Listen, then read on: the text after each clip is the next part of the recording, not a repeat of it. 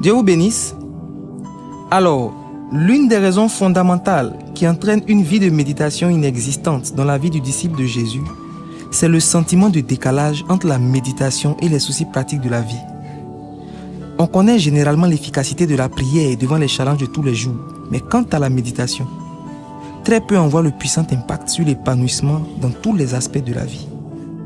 Pourtant, Psaume 1, versets 2 à 4, soutient Mordicus que l'activité de méditation est une clé de succès absolu, c'est-à-dire de succès dans tous les projets. Eh bien, pour comprendre comment cela est possible, il convient donc de disséquer le processus décrit dans ces versets. Et il sera question de s'attarder sur la première partie de ce processus, savoir comment méditer. Il convient de rappeler que l'un des handicaps majeurs du disciple de Jésus est qu'il arrive difficilement à méditer. Alors méditer jour et nuit relève du parcours du combattant. La méditation est devenue une corvée, un effort difficile à accomplir. On sait qu'on doit méditer, mais le corps ne répond pas. Et quand on y arrive, ce n'est pas sans difficulté. Pourtant, le verset 2, mais qui trouve son plaisir, point de suspension jour et nuit, laisse fuiter une clé de repos dans cette activité de méditation, si bien que s'y adonner tous les jours, matin et soir, n'est plus comme un effort de discipline et de constance militaire, mais se présente plutôt comme une activité amusante, un jeu. En effet, comment méditer? Eh bien, jour et nuit, et donc tous les jours. En cela, le verset 2 confirme Josué 1,8. Cependant, ici, le verset 2 vient préciser que c'est le plaisir qu'on y trouve qui fait méditer jour et nuit. Méditer avec constance et régularité tous les jours, le matin et le soir, n'est plus un effort ou une corvée, simplement parce que c'est doux. Un enfant ne se fera pas prier pour jouer au ballon ou aux jeux vidéo le matin et le soir.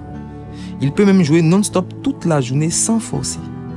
En d'autres termes, le plaisir rend facile la méditation. Maintenant, aussi surprenant que cela puisse paraître, le plaisir seul, comme ainsi décrit, ne suffit pas. Et pour cause, on peut avoir du plaisir dans plusieurs choses. Dans un tel cas de figure, on aura tendance à s'adonner le plus à la chose qui nous procure le plus de plaisir. Avoir du plaisir dans la méditation est une bonne chose, mais cela n'entraînera pas immédiatement et logiquement de méditer avec la régularité que demande le verset 2. Simplement parce que d'autres choses nous procurent plus de plaisir que la méditation, ce qui va entraîner qu'on s'adonnera à ces choses plus qu'à la méditation. Pour méditer comme le demande le verset 2, il faut donc que le plaisir de la méditation soit parmi nos plus grands plaisirs, sinon le plus grand. Maintenant, celui qui arrive à méditer, comme au verset 2, devient un arbre planté près d'un courant d'eau. Je prie que l'Esprit de Dieu remplisse ton cœur du désir de méditer alors que tu entends ce message. Qu'il mette l'amour de la méditation, la joie de la méditation.